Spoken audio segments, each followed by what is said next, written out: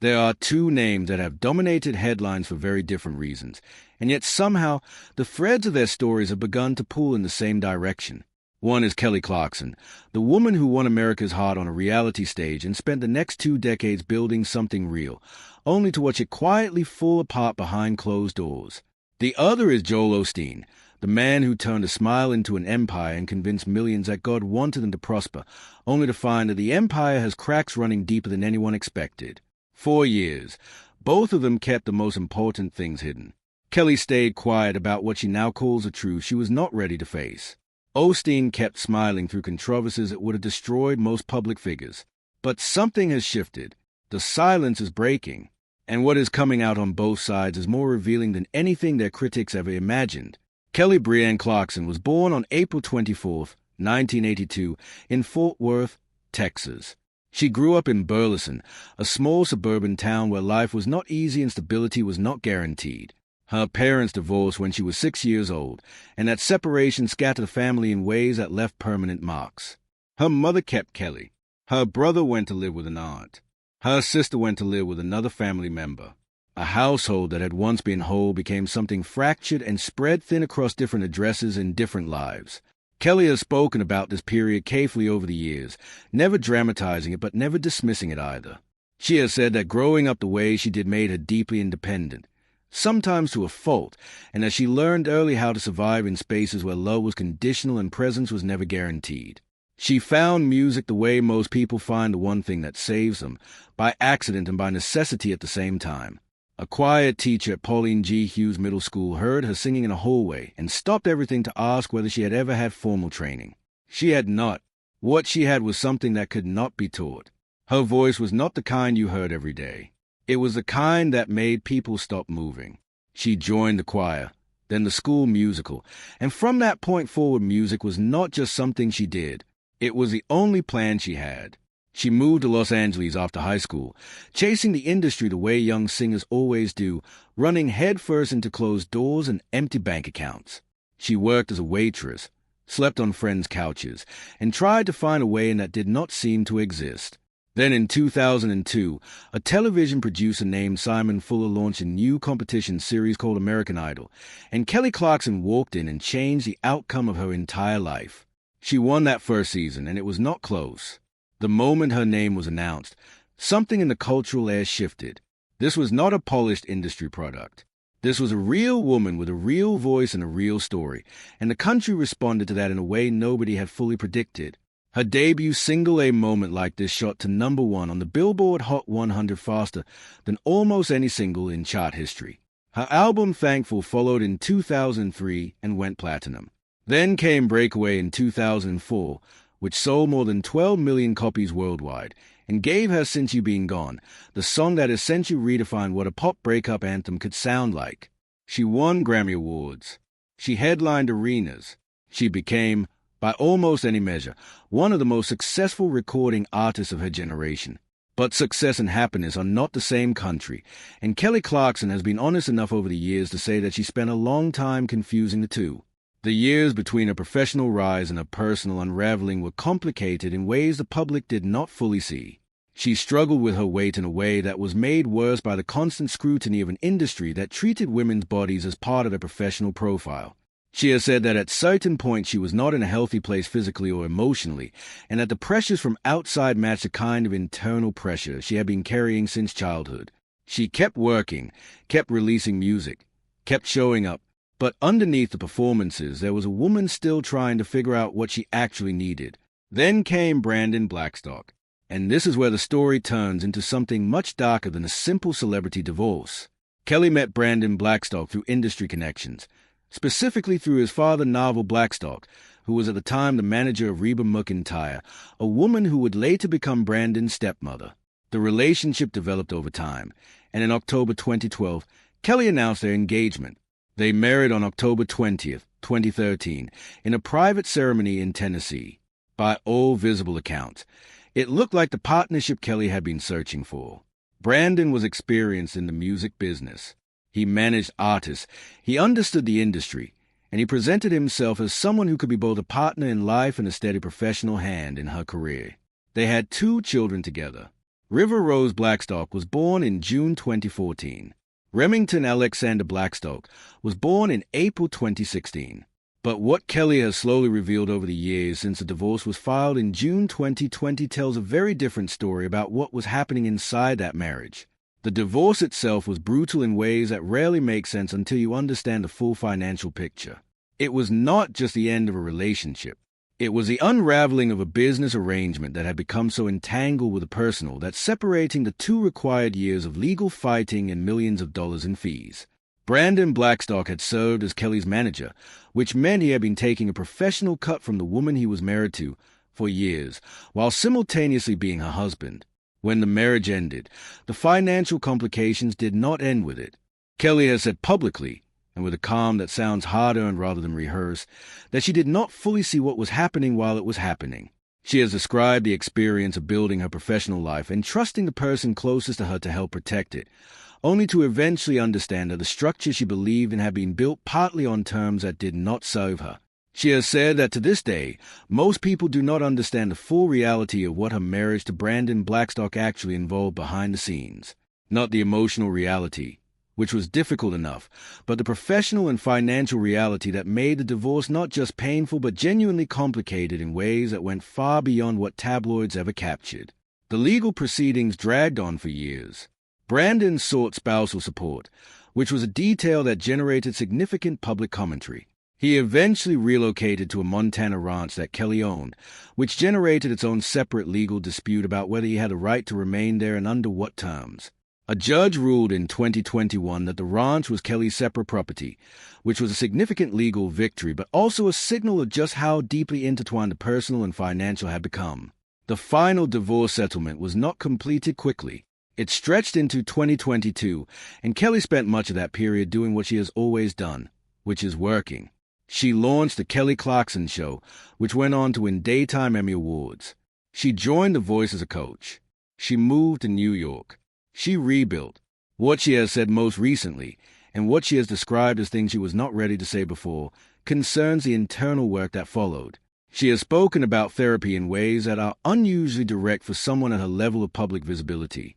She has said that understanding her own patterns, including the patterns rooted in her childhood, in a father who was absent in a family that fragmented early, helped her understand why she stayed in situations longer than she should have and why she trusted in ways that left her exposed. She has said that nobody around her during the marriage fully understood what she was carrying, and that for a long time she did not fully understand it either. What she knows now, and what she is finally beginning to say clearly, is that the version of her life that the public saw during those years and the reality she was living inside them were two very different things. That kind of honesty is rare. It is also, in a cultural moment where authenticity has become both valuable and scarce, exactly why people are listening to her more carefully than ever. Now shift to the other name in this story, because Joel Osteen's situation has arrived at a moment of reckoning that feels genuinely different from anything he has faced before. Joel Scott Osteen was born on March 5, 1963, in Houston, Texas, the fourth of 5 children born to John Osteen and his wife Dodie. His father was a minister who had started as a Southern Baptist preacher before a personal crisis shifted his theology entirely. When the Osteen's infant daughter, Lisa, was born with a condition resembling cerebral palsy, John Osteen described the experience as spiritually transformative. He left the Southern Baptist Convention, embraced charismatic Christianity, and on Mother's Day in 1959 founded what would eventually become Lakewood Church. It started in a converted feed store with about 90 people in attendance. By the time Joel was a young man, it had grown into something that bore no resemblance to that humble beginning. Joel spent most of his early adult years not preaching but producing. He studied radio and television communications at Oral Roberts University, dropped out after one semester, and returned to Houston to help build Lakewood's television ministry. For 17 years, he worked behind the scenes, directing production and helping turn his father's weekly broadcasts into a program that reached viewers in nearly 50 countries. He kept saying no every time someone asked him to preach. Then in January 1999, his father asked one more time. This time Joel said yes. He preached his first sermon on January 17, 1999, to a crowd of about 6,000 people. His father listened over the phone from a hospital bed. 6 days later, John Osteen died of a heart attack at age 77. Joel stepped into the role that nobody expected him to fill, and then proceeded to expand it beyond anything the church had previously known. He stopped trying to preach like his father and found his own voice, one built entirely on positivity, encouragement, and the relentless message that God wants good things for your life. That message found an enormous audience. By 2005, Lakewood had relocated into the former Compaq Center, a 16,800-seat arena where the Houston Rockets had once played, and the grand opening drew 56,000 people. Weekly attendance settled into a range between 43,000 and 52,000, making Lakewood the largest church in the United States. His television broadcasts reached an estimated 100 million households in America and aired in more than 100 countries worldwide. His books made him a publishing phenomenon. Your Best Life Now, published in 2004, debuted at #1 on the New York Times bestseller list and sold over 8 million copies. Become a Better You reportedly came with an advance north of $8.5 million.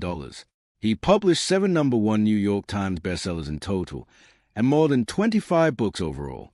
He stopped taking his $200,000 annual salary from Lakewood in 2005, choosing instead to live on book royalties and speaking fees that reportedly reached $50,000 per outside appearance. His personal fortune is widely estimated at around $100 million. He and his wife Victoria own a 17,000-square-foot mansion in Houston's River Oaks neighborhood that they purchased in 2010 for $10.5 million. All of that is well documented.